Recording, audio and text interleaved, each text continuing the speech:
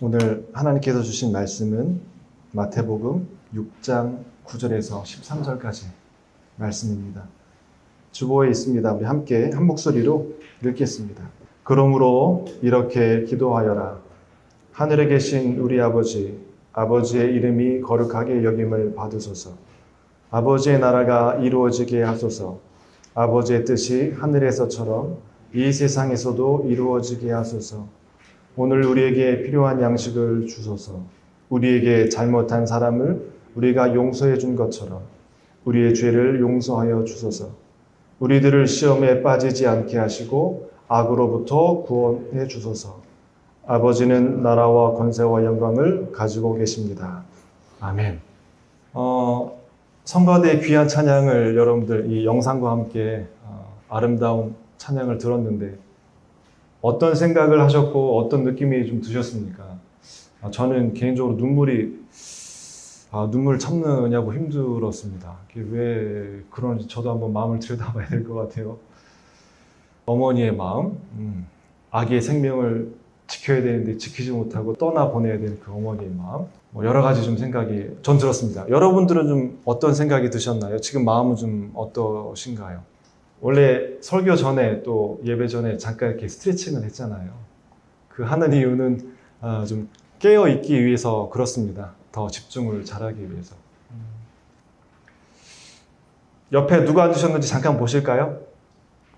네.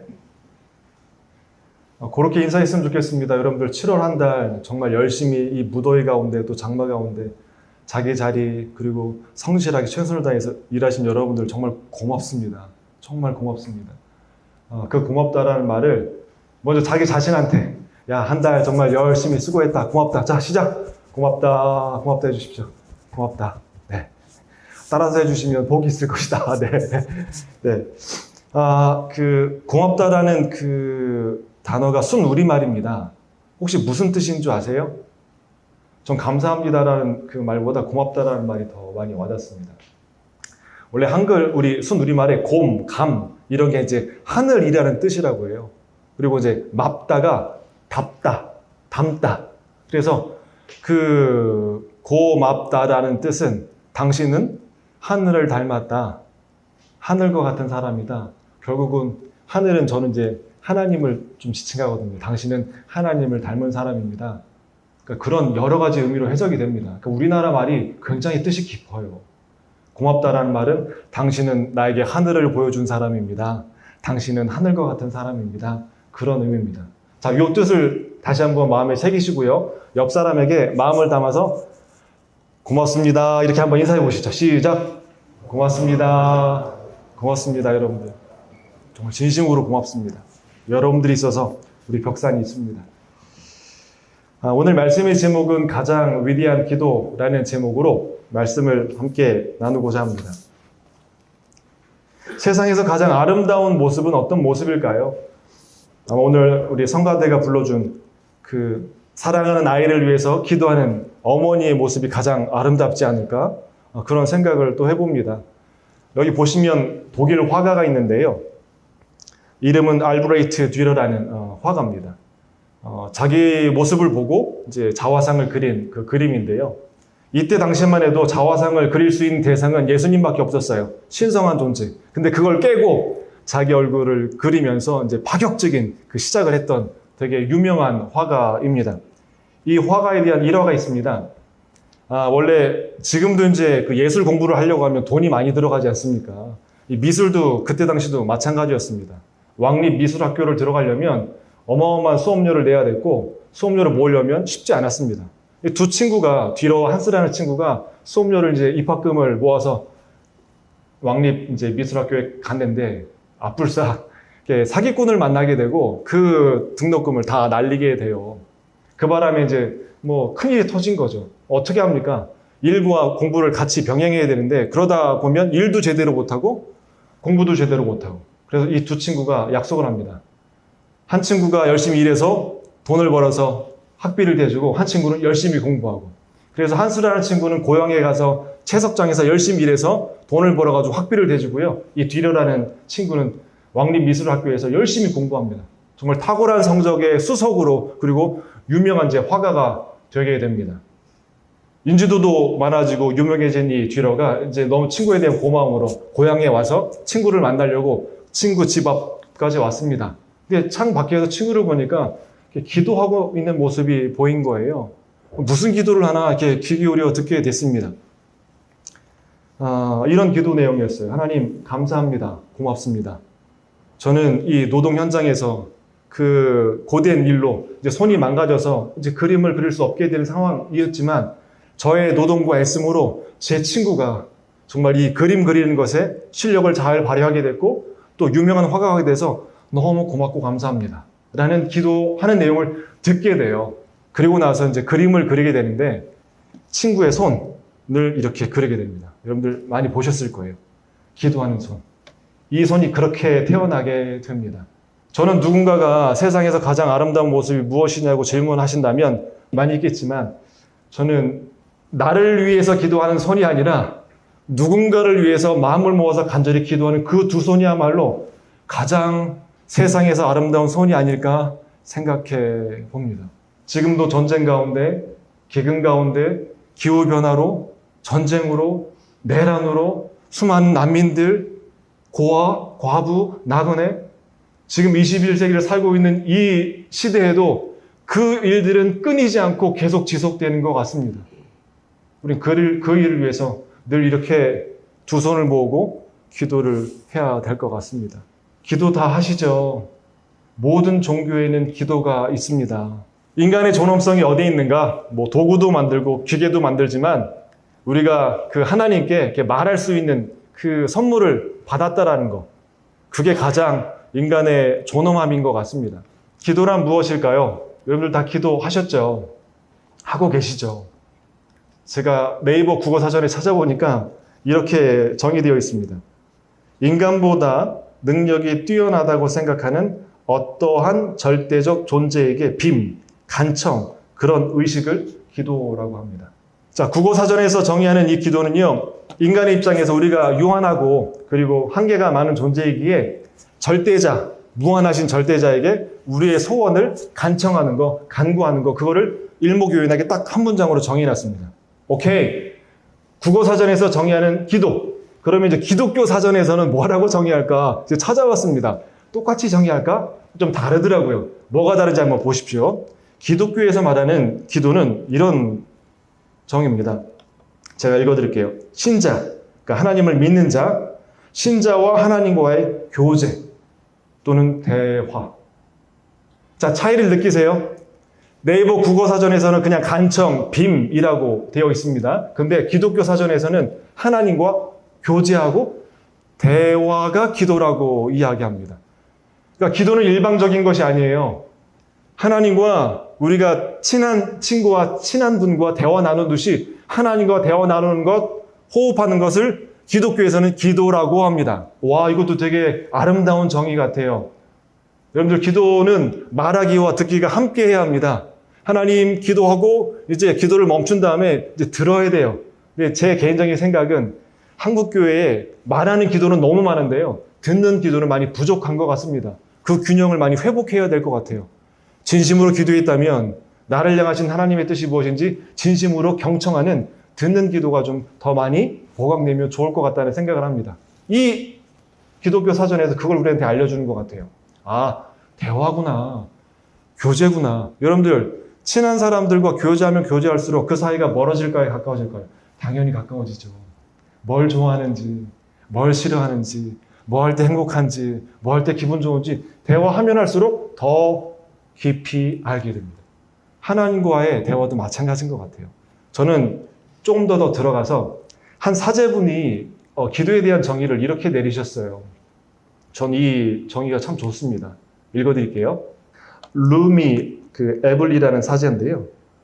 자신의 요청, 제 뜻대로 하고 싶은 마음, 자신의 바람 등을 내려놓고 하나님이 우리에게 말씀하시는 계획에 동의하는 것, 우리 안에 계시는 하나님이 기도하는 것에 주의를 기울이는 것, 이것이 기도라고 정의하셨습니다. 저도 기도하게 되면 저 아픈 거, 그리고 또 중보해야 될 그 중보 기도자 대상들, 그러니까 원하는 걸 먼저 많이 기도하는 것 같아요. 근데 오늘 이 신부님은 사제분은 이렇게 말합니다. 잠시 내려놓고 하나님이 우리에게 말씀하시는 계획에 동의하는 것, 그리고 그것에 주의를 기울이는 것. 여러분들 어떻게 생각하세요? 만약에 종교인이라면, 기도를 그 절대적인 신에게 해오신 분이라면 기도를 네이버 국어사전, 기독교 국어사전, 사제가 내린 그 기도의 그 기준에 따라서 어느 기도를 자주 종종 하고 계십니까? 저는 오늘 예수님께서 우리에게 가르쳐 주신, 제가 설교 제목을 가장 위대한 기도라고 제목을 붙였는데요. 그 이유를 좀 설명드리고 싶어요. 예수님의 제자들도 기도를 하고 싶었어요. 세례 요한의 제자들은 기도하는 걸 어떻게 배웠는지 보고 따라 했었거든요. 근데 예수님의 제자들은 예수님이 안 가르쳐 주시니까 예수님 도대체 기도 어떻게 해야 됩니까? 그렇게 해서 이제 예수님께서 가르쳐 주신 기도가 오늘의 기도입니다. 이걸 잘 주목해 주실 수 있었으면 좋겠어요. 자, 기도할 때 아예 이렇게 어떻게 기도해야 되는지 자세까지 알려주십니다. 방법까지. 보이시는지 모르겠습니다. 제가 읽어드릴게요. 예수님께서 이렇게 말씀하십니다. 기도를 하고자 하는 이들에게 기도할 때 이렇게 기도해라. 연기하는 자와 같이 사람에게 보이려고 하지 말아라. 사실 저희 예배 드릴 때 그 원래 대표 기도가 있었죠. 그래서 한 분이 나오셔서 대표로 기도해 주십니다. 근데 그 대표 기도 하시는 분이 기도할 때 부담이 굉장히 클까요? 아니면 부담이 낮을까요? 기도해 보신 분들 아시죠? 엄청 부담됩니다. 예, 혼자 기도하는 것과 대중 앞에서 기도하는 건 또 다른 차원이에요. 그래서 근데 기도하실 때 어떤 경험이셨는지 모르겠어요. 하나님을 많이 의식하세요? 아니면 사람을 많이 의식하세요? 이 대중 기도할 때, 대표 기도할 때. 이게 사람을 더 많이 의식하게 되는 것 같아요. 그래서 쓰는 문장, 쓰는 어구 다 다르신, 전지전능하신, 무소부재하신, 하여튼 여러 가지 아주 고급진 언어들을 총동원해서 아마 대표 기도 때 하는 걸로 알고 있습니다. 근데 저는 그때마다 하나님과 더 멀어지는 듯한 느낌을 많이 받아요. 그냥 하나님 아시죠? 하나님 불쌍히 여겨주세요. 오히려 이런 기도가 더 저한텐 이렇게 실제적으로 다가오는 것 같습니다. 그래서 저희가 그 대표 기도 하시는 분들이 너무 부담스러워 하셔서 예배 순서 바뀐 거 아시죠? 공동 기도문으로 같이 읽도록. 이것도 되게 좋은 것 같습니다. 그러니까 사람 의식하지 않고 정말 잘 준비된 기도문으로 함께 기도하는 건 또 다른 우리에게 좋은 그 영향을 미치는 것 같아요. 이것처럼 기도하다 보면 또 사람들 앞에 서서 기도하다 보면 이렇게 연기를 하게 됩니다. 그리고 솔직한 고백보다 이렇게 꾸미게 되는 기도를 합니다. 그거를 아시는 예수님께서 기도할 때 그렇게 하지 마. 연기하지 마. 진심을 담아서 말이 어느래도 상관없어. 너의 진심을 이야기해. 연기하지 마. 이렇게 가르쳐 주시고, 두 번째, 이것저것 마구 기도하지 마. 중언부언하지 마. 이렇게 말씀하십니다. 그리고 중요한 것, 내 골방에 들어가 문을 닫고 은밀하게 계시는 내 하나님이 아니에요. 여기서 잘 보세요. 누구께요? 내 아버지께.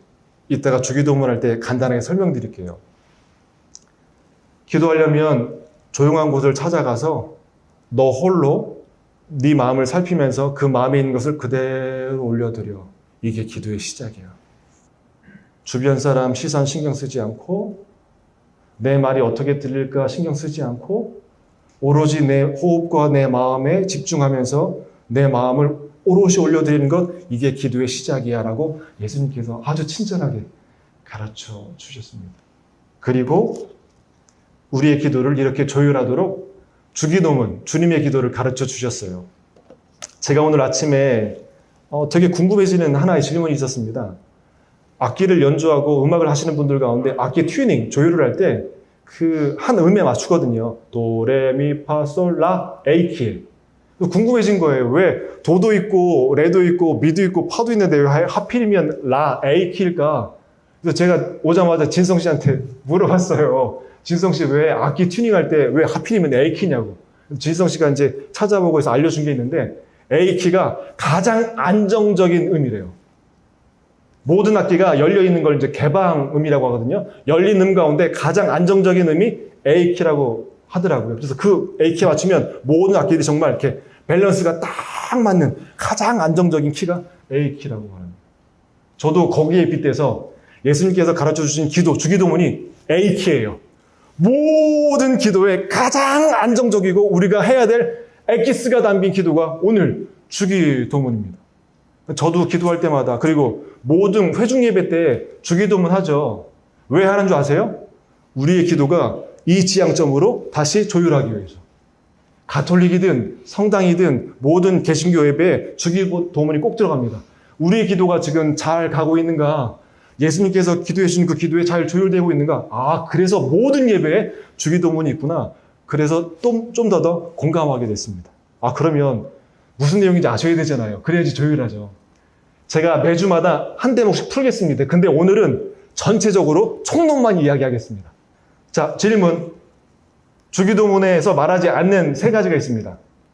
저의 이야기는 아니고요. 마커스 제이 보그라는 그리스도교 신앙을 말하다라는 그 책에서 옮겨온 겁니다. 주기도문은 이것을 말하지 않습니다. 영생에 관한 내용이 없습니다. 다시 말하면 천국 가는 이야기가 없습니다. 죽으면 천국에 가게 해달라는 청원이 없습니다. 여러분들 주보 한번 보십시오. 거기에 하나님 저 죽으면 천국 가게 해주세요. 그런 내용 없습니다.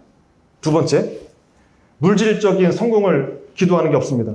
하나님 저 물질적으로 풍요롭게 대해서 물질적인 풍요를 위해서 기도합니다. 이런 청원 기도 없습니다. 세 번째, 저의 믿음이 지금 이 정도인데 믿음이 더 성숙할 수 있도록, 더 잘 믿을 수 있도록 도와주세요. 이런 기도 없습니다. 우리가 기도하는 내용이 이거 다잖아요. 하나님 잘 믿고 천국 가게 해주세요. 우리 물질적으로 풍요롭게 해주세요. 하나님 예수님 잘 믿게 해주세요. 이게 우리 기도 내용의 대부분인데 주기도문에는 없네요. 와우. 예수님께서 생각하시는 그 중요한 요소와 지금 우리들이 생각하는 중요하게 여기는 게 다르다라는 걸 확인할 수 있습니다. 그럼 무엇을 말씀하시는가? 자, 이제 보시죠. 주기도문입니다. 질문 한번 드려볼게요. 성서는 공중에 붕 뜬 언어, 신화가 아닙니다. 역사적인 삶의 자리가 있습니다. 시간이 있고 공간이 있고 그 속에서 예수님의 말씀을 들었던 대상이 있습니다. 청중이 있었다는 거예요. 제가 지금 여러분들한테 설교하듯이 그 설교 말씀을 들었던 대상이 있습니다. 저도 만약에 우리 벽산의 직원분들이 아니라면 저도 PPT 준비 안 하고요. 그냥 교회 언어로 교회식으로 설교했을 거예요. 근데 대상이 달라졌잖아요. 여러분들 눈높이에 맞추기 위해서 PPT를 씁니다. 언어도 바꿉니다. 예화도 바꿉니다. 왜요? 그게 소통하려면요. 그러면 예수님께서 주기도문을 가르쳐 주셨을 때 그 들었던 청중이 누굴까요? 이게 되게 중요한 포인트입니다. 그래야 이 주기도문의 내용을 정확하게 우리가 이해할 수 있게 돼요. 여기 지금 잘 보이십니까? 팔레스타인의 당시 1세기 사회 구조예요. 맨 꼭대기에 누가 있나요? 황제가 있습니다. 왜냐하면 그때 당시 이스라엘이 그 로마의 식민 지배를 받고 있었던 시대였거든요. 그러니 보십시오. 우리 일제강점기 때 나라를 잃게 되면 그 나라의 3요소가 뭐죠? 국민, 영토, 주권이죠. 그 세 가지를 다 빼앗긴 겁니다. 힘이 없어요. 주권이 없어요. 그러니까 모든 중심이 누구 중심이에요? 황제입니다. 따라서 합시다. 황제의 나라. 모든 포커스와 모든 이슈와 모든 뜻은 황제의 뜻에 맞춰서 살아야 돼요. 그게 식민지배 받는 사람들의 어려움입니다. 그러면 보세요. 황제 하나만 있으면 됩니까? 황제 밑에 황제를 돕는 사람이 있어야 되잖아요. 지배층들. 네. 헤롯 왕, 여기 보시면 또 대제사장도 있습니다. 네. 그러니까 종교도 이 정치와 야합을 한 거죠. 그리고 그 밑에 돕는 세금을 걷는 사람, 행정을 담당하는 사람, 법을 집행하는 사람, 모든 사람들이 이 기득권층을 유지하기 위해서 딱 버티고 있습니다. 그리고 중간에 누가 있습니까? 많은 부류의 사람들, 농민입니다. 이게 그 당시 시대적인 상황이에요. 자, 질문 드립니다. 나라를 운영하려면 세금이 있어야 되죠. 돈이 있어야 되죠. 그럼 돈을 걷어들이려면 세금을 걷어들여야 됩니다. 그러면 세금을 내는 사람이 있어야 되잖아요. 누구한테 세금을 걷었을까요? 황제는, 기득권층들은. 본인들은 안 내요. 농민입니다. 제가 그 역사적인 자료를 찾아보니까 세금을 얼마 내는 줄 아세요? 수입의 70%. 세금도 어떻게 구분되어 있냐면 황제에게 내는 세금, 그 다음에 그 유대를 다스리는 헤롯 왕에게 내는 세금, 또 유대교전에 종교세까지 내요. 그러니까 식민 지배받는 황제, 그 다음에 이 유대교 다스리는 분봉왕, 그 헤롯 왕, 그리고 또 이 종교를 운영하려면 돈이 필요하잖아요. 종교세. 다 합치면 수입의 70%입니다. 자, 농사져서 백가마니 수확했어요. 뭐예요? 70%는 다 1년 동안 먹고 살아야 되는데 제대로 먹었을까요? 그것도 빚이 있으면 빚을 갚아야 돼요. 빚을 갚지 못하면 온 가족이 노예 생활을 해야 돼요. 빚을 갚을 동안. 그런 시대적인 상황 가운데 가난한 농민들을 대상으로 기도를 가르쳐 주신 겁니다. 좀 이해가 되세요? 이 주기도문이 어떤 대상에게 가르쳐 주신 건지? 이제 예수님께서 그 대상한테 가르쳐 주십니다. 사실 하나님이라는 이름도 이 종교의 어떤 기득권층들, 종교 지도자들이 거의 다 독점했습니다. 하나님 이름을 함부로 부를 수도 없었고 그들이 가르친 대로만 따랐었어요. 그 시대적 배경이. 근데 예수님께서 등장하셔서 이 가난한 농민 계층들에게 뭐라고 말씀하시냐면 첫 대목이 이렇게 말합니다. 따라서 합시다. 하늘에 계신, 다시 한번요. 하늘에 계신 우리 아버지. 하나님을 이렇게 표현하게 가르쳐 주신 거예요. 어느 누구도 보세요. 땅은 다 독점했습니다. 어느 누구도 차지할 수 없어요. 한 사람만 차지해요. 황제, 기득권층들이. 그런데 하나님은 어떻게 해요? 모두가 다 함께 할 수 있는, 어느 누구도 소유할 수 없는 그 하늘에 계신 하나님은 어느 누구도 독점할 수 없다는 거예요. 그리고 나의 하나님이 아니라 우리 모두의 하나님인데 어떤 하나님이요? 아버지요. 전 이게 굉장히 혁명적이고 개혁적이고 파격적인 하나님에 대한 정의라고 생각합니다. 여러분들은 그 느낌이 오실지 모르겠어요. 하늘에 계신 어느 누구도 하나님을 소유할 수 없어요. 모두에게 함께 하시는 하나님, 하늘. 나의 아니에요. 나만이 아니에요. 기독교만이 아니에요. 모든 사람들의, 모든 종교의 하나님, 아버지. 그리고 그 하나님을 아버지로 부를 수 있다는 건 뭐예요? 아무리 가난하고 아무리 농민이라 할지라도 하나님을 아버지로 부른다면 그도 뭐예요? 하나님의 아들과 딸이라는 거예요. 식민 지배받으면서 종살이하면서 노예살이하면서 내 정체성은 늘 그런 낮은 바닥에 있었는데 예수님께서 너희들의 존재는 그런 존재 아니라고, 하나님의 형상을 닮은 하나님을 아버지로 부르는 정말 존귀하고 소중한 존재라고 이 첫 대목에서 하늘에 계신 우리 아버지요. 와, 저는 제가 만약에 가난한 농민 계층이었다면 이 첫 대목에 뿅 갔을 것 같아요. 와, 내 정체가 이 구조 속에, 정치 속에 가려진 존재가 아니라 난 하늘의 존재구나. 아까 고맙다라는 그 표현처럼요. 그리고 그 아버지가 이름이 거룩하게 여김받고 아버지의 나라가 이 땅에 임하고, 왜요? 식민지배 많은 곳에서는 자유가 없습니다. 평화가 없습니다. 사랑이 없습니다. 정의가 없습니다. 근데 하나님의 나라는 사랑과 정의와 평화와 공의가 이루어지는 나라입니다. 그 땅에 이 땅 가운데 임하게 해달라는 기도. 와, 이거 엄청나게 그들에게 소망과 희망의 기도가 아니었을까요?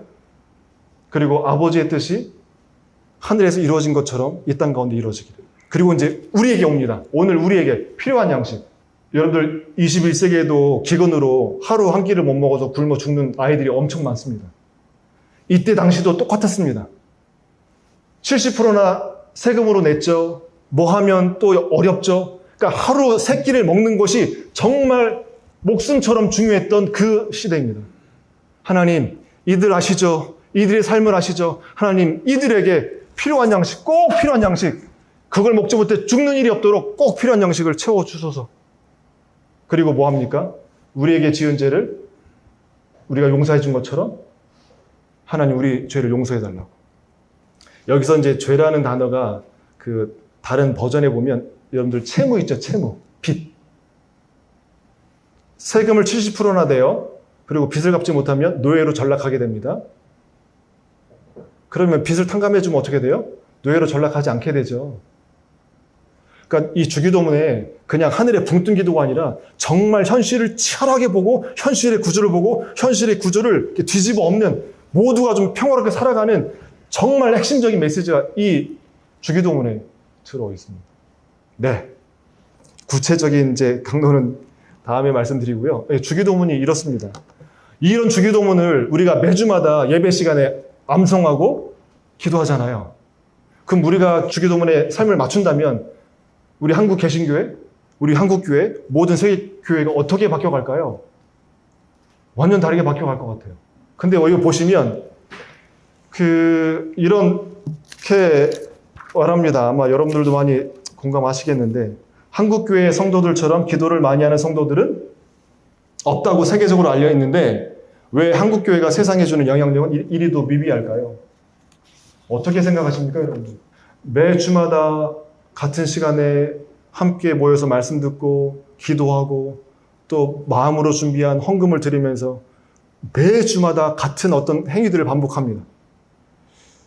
우리 기도도 하고요. 근데 이 한옥 목사님이 이렇게 말씀하십니다. 기도를 하는데 변화가 없는 이유는 뭘까? 간단 명료합니다. 요 빨간 글씨 칸에 들어있는 거 한번 같이 읽어보겠습니다. 시작. 아멘은 끝이 아닌 시작임을 잊었기. 우리가 기도하면 아멘함과 동시에 하나님 제 기도 다 했으니까 이제 하나님이 하세요. 내 할 일 기도로 다 끝났습니다. 이렇게 끝난다는 거예요. 근데 아멘은 무슨 말이냐면 제가 기도한 대로 이제 삶으로 살기 시작하겠습니다 라는 다짐과 함께 시작하는 게 아멘인데 기독교인들이 하는 기도 가운데 아멘은 그것으로 끝이라고 생각하기 때문에 그렇지 않은가라고 우리 한옥 목사님이 이야기합니다. 어떻게 생각하십니까, 여러분들? 이제 말씀 짓겠습니다. 기도는요, 우리가 기도하고 이제 하나님께서 알아서 하시겠지로 끝나지 않습니다. 기도한 만큼 이제 우리도 일을 해야 합니다. 기도는 하나님의 일과 우리의 일이 함께 묶여 있습니다. 벽암록에 줄딱동시라는 아주 유명한 화두가 있습니다. 여러분들 이 그림 아세요? 그 병아리가 이제 계란에서 태어나려면 속에서 큽니다. 그러면 그 병아리가 계란벽을 톡톡톡 두드려요. 그러면 그 어미닭이 듣고 있다가 같이 동시에 계란벽을 딱 치면 계란벽에 금이 갑니다. 요거를 줄탁 동식, 쫄줄 쫄탁 동식 같이. 그러면서 이제 생명이 태어나게 됩니다. 생명이 태어나는 건 병아리만의 힘도 아니고 엄마 닭의 힘도 아닙니다. 둘이 동시에 딱 맞아 떨어졌을 때 그때 기적이 일어납니다. 기도는 그렇습니다. 우리가 간절히 기도했다면 기도한 만큼 우리의 삶으로 살아내야 합니다.